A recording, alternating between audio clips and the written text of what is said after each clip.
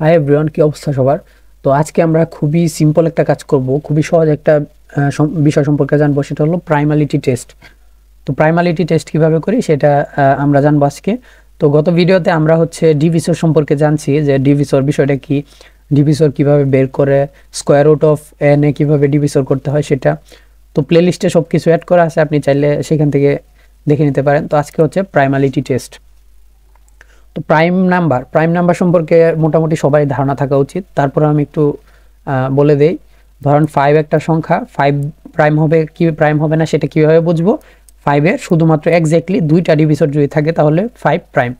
কীভাবে এক্স্যাক্টলি দুইটা? সেটা হলো 1 এবং ওই নাম্বার, এক্স্যাক্টলি 1 এবং ওই নাম্বার বাদে আর কোনো সংখ্যা দিয়ে যদি 5কে নিঃশেষে ভাগ করা না যায় সেটাই হচ্ছে, তাহলে 5 হবে একটা প্রাইম নাম্বার। তো একটা নাম্বার n প্রাইম হবে কি কখন? যদি ওই n-কে 1 এবং n এই দুইটা সংখ্যা দ্বারা ভাগ করলে ভাগশেষ নিঃশেষে বিভাজ্য হয়, এছাড়া অন্য কোনো সংখ্যা দিয়ে ভাগ করলে নিঃশেষে বিভাজ্য হয় না, সেটাই হচ্ছে প্রাইম নাম্বার। তো প্রাইম নাম্বারটা কি? আমরা যদি কোনো সংখ্যাকে ওই সংখ্যা এবং 1 দ্বারা ভাগ করি, ভাগশেষ 0 হয়। তো এটা কিন্তু গত ভিডিওতে খুব সুন্দর করে দেখানো হয়েছে। তো যদি 0 হয় তখনই এটা প্রাইম হবে, অন্যথায় প্রাইম হবে না। তো প্রাইমের সংজ্ঞা হলো এটা, সিম্পল। তো প্রাইমালিটি টেস্ট বিষয়টা কি? এটা খুবই সিম্পল একটা বিষয়। তো প্রথমে আমরা কি করব, ধরেন একটা সংখ্যা থাকবে n। তো এই n কি প্রাইম কি প্রাইম না সেটা বের করাই হচ্ছে প্রাইমালিটি টেস্ট, সিম্পল। তো আমরা এটা কিভাবে বের করতে পারি? তো আমরা গত ভিডিওতে যে দেখছি, আমরা যেভাবে ডিভিসরগুলো বের করি, ওই ডিভিসর বের করার যে আমরা টেকনিকটা শিখছিলাম স্কোয়ার রুট অফ n কমপ্লেক্সিটিতে বা square root of n time loop চালিয়ে, তো সেইভাবেই কিন্তু আমরা বের করতে পারবো প্রাইমালিটি টেস্ট। তো সেটা কিভাবে বের করব? ধরেন আমাদের কাছে একটা নাম্বার আছে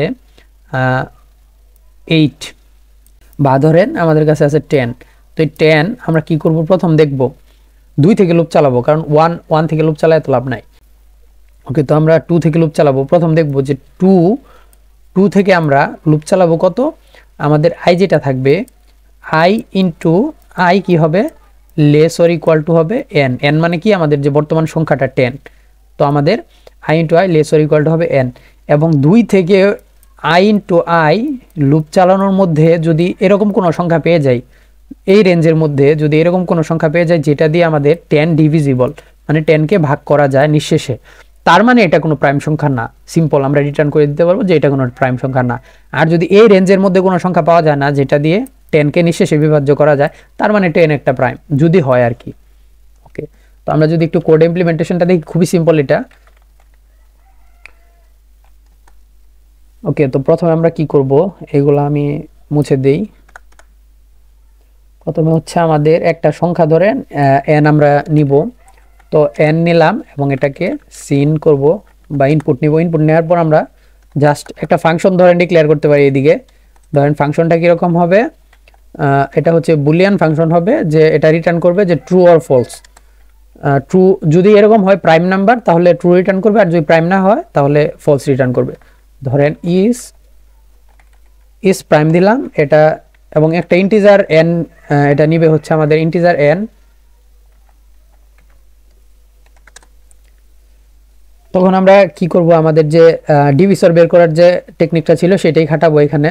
সেটা হলো আমাদের লুপ চলবে 2 থেকে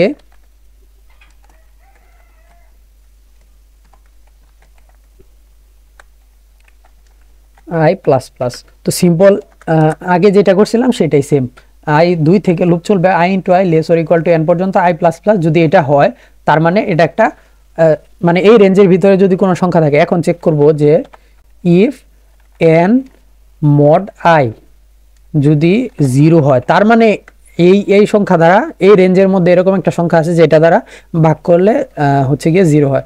তখন আমরা ডিরেক্ট রিটার্ন করে দিব ফলস। তার মানে ফলস মানে কি? আমাদের এটা প্রাইম সংখ্যা না।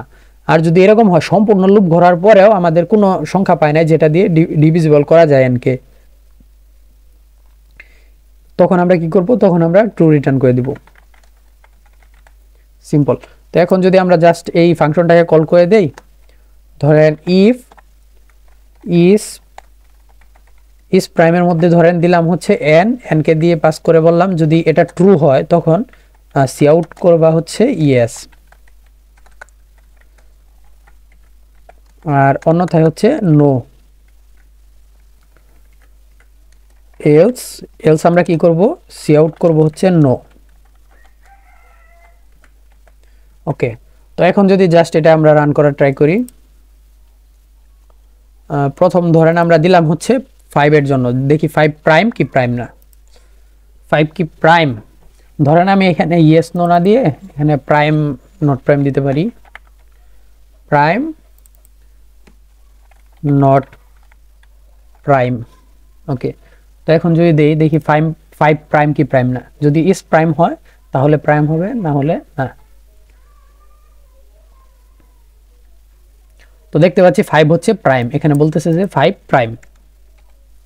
ওকে, 5 হচ্ছে প্রাইম দেখাচ্ছে। আমরা যদি এখানে 5 না দিয়ে হচ্ছে 12 দেই, দেখি 12 কি, 12 কে কিন্তু 3 দ্বারা ভাগ করা যায়, তার মানে 12 প্রাইম না।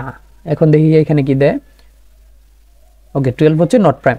তো সিম্পল, এটা কোডটা একদম সিম্পল, যে আগের আমাদের যে ডিভিসর বের করার যে সিস্টেমটা ছিল সেটা দিয়ে কিন্তু করে ফেলছি, এবং এটার কমপ্লেক্সিটিটা নিয়ে যদি আলোচনা করি সেটাও কিন্তু এই স্কোয়ার রুট অফ এন, কারণ এই square root of n time loop চলতেছে। তো এটা একটা সিঙ্গেল একটা নাম্বার প্রাইম কি প্রাইম না সেটা বের করার জন্য এই টেকনিকটা ব্যবহার করতে পারেন। সেটা হলো এটা কি বলতে হচ্ছে আমাদের প্রাইমালিটি টেস্ট, আর বেশি কিছু না। প্রাইমালিটি টেস্ট মানে প্রথম হচ্ছে 2 থেকে i into i less than or equal to n পর্যন্ত লুপ চালাবো, বা স্কোয়ার রুট অফ n পর্যন্ত চালাতে পারেন, সিম্পল। তারপর n mod i যদি 0 হয় তার মানে রিটার্ন ফলস করতে হবে, বা রিটার্ন করতে হবে নট প্রাইম। কারণ কি, কারণ এই রেঞ্জের মধ্যে যদি কোনো সংখ্যা পেয়ে যায় যেটা দিয়ে n কে মড করলে 0 হয়, বা n কে ভাগ করলে ভাগশেষ 0 হয়, তার মানে এই সংখ্যা দিয়ে ওই সংখ্যা দিয়ে মানে হচ্ছে n ডিভিজিবল, তার মানে n কোনো প্রাইম সংখ্যা না। আর যদি এই সম্পূর্ণ লুপ ঘোরার পরেও কাজ না হয় তার মানে ট্রু, এটা একটা প্রাইম সংখ্যা। ওকে, তো এই ভিডিও এই পর্যন্তই থাকলো।